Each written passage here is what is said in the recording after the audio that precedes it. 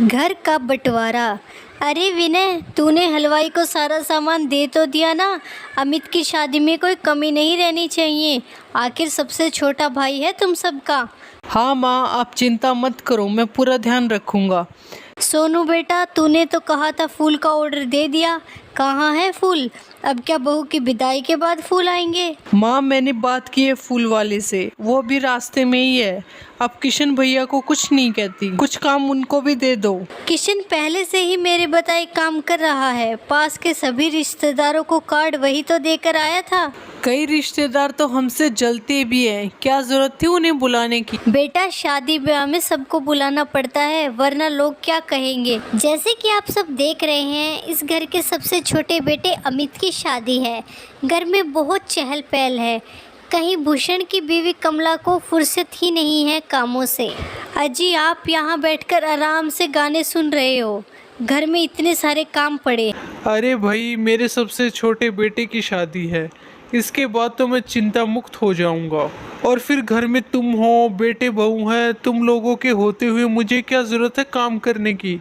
मैं तो शान से बेटे की शादी में जाऊंगा। अरे ठीक है, आप आराम कीजिए, एक बार अमित की बीवी आ जाए मैं भी आराम करूंगी और मेरी चारों बहुएं पूरे घर की जिम्मेदारी संभाल लेंगी। इतना कहकर कमला वापस काम में लग जाती। बेटा अमित, तुम अभी तक तैयार नहीं हुए, किसके साथ लगे हुए हो फोन पर? तैयार कैसे हूँ, सैलून जाने से तुमने मना किया है। अमित की शादी हो जाती है और नंदिनी बहू बनकर घर आ जाती है, लेकिन इस घर को मानो किसी की नज़र लग गई। नंदिनी के आने के बाद आए दिन घर में लड़ाई होती। अमित देखो ना, अभी मेरी मेहंदी भी नहीं उतरी और तुम्हारी मम्मी ने मुझे कामों में लगा दिया। मैंने सोचा था घर में सबसे छोटी बहू होने के नाते सब पलकों पर बिठा कर रखेंगे, पर यहाँ तो फुर्सत ही नहीं है काम से। देखो नंदिनी, शादी से पहले ही मेरे पेरेंट्स ने तुम्हारे पेरेंट्स को बता दिया था कि हमारी जॉइंट फैमिली है, फिर ये शिकायत क्यों? तुमसे पहले मेरी भाभियाँ भी तो आई हैं इस घर में, उन्हें तो कभी कोई शिकायत नहीं। नंदिनी तब तो चुप हो जाती है, पर ऐसा बहुत दिनों तक नहीं चलता। नंदिनी, माँ बापूजी की दवाई का टाइम हो रहा है, उन्हें दवाई दे दो और उसके बाद तुम नाश्ता बना। अरे भाभी, मैं सीरियल देख रही हूँ, प्लीज़ आप दे आओ ना। ठीक है, तेरा काम मैं कर देती हूँ, तू मेरी जगह पूरी करके डस्टिंग कर दे।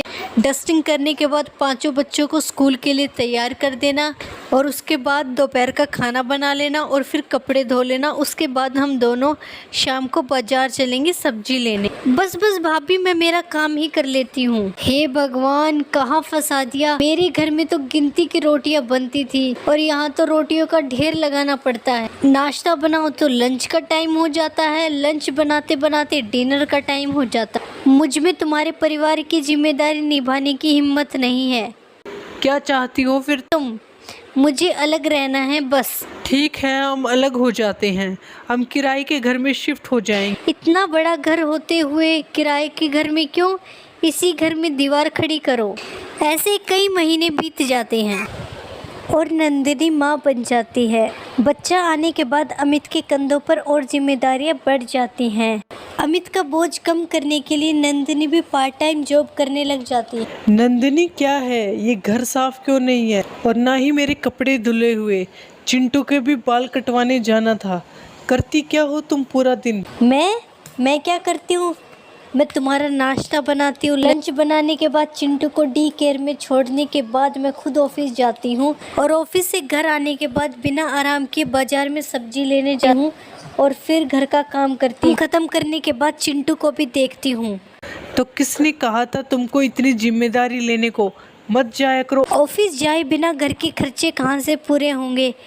चिंटू का डी केयर का खर्चा, उसके लिए बेबी फूड का खर्चा, ये सब तुम्हारी सैलरी से नहीं हो सकता। अगर परिवार से अलग ना होती तो इतनी मुसीबतें नहीं उठानी पड़ती। तुम्हें परिवार के साथ काम करने में दिक्कत थी, लेकिन काम तो अब भी है तुम्हारे सर पर। लेकिन तुम्हें तो सबसे अलग रहने में मज़े आते हैं, तो अब शिकायत क्या करती हो? बस करो अमित, मैं मानती हूँ मैं गलत थी। मेरे एक गलत फैसले ने हमें अकेला कर दिया है सबसे। एक घर में होते हुए भी हम अजनबियों की तरह रहते हैं। अमित और नंदिनी की सारी बातें घर के सभी लोगों को सुनाई दे रही थी। अरे नंदिता बहू, किसने कहा तुम अकेले हो? तुम्हारा इतना भरा पूरा परिवार है ना तुम्हारे साथ। हम तो ये चाहते थे कि तुम अपनी गलती समझ जाओ। अगर हम तुम्हें समझाते तो तुम्हें ये सब समझ में नहीं आता, लेकिन अपनी गलती का एहसास तुम्हें खुद हो गया है। पहले तुम ना समझती, लेकिन अपनी गलती का एहसास तुम्हें खुद हो गया है कि परिवार में एक साथ रहने का मूल्य क्या है।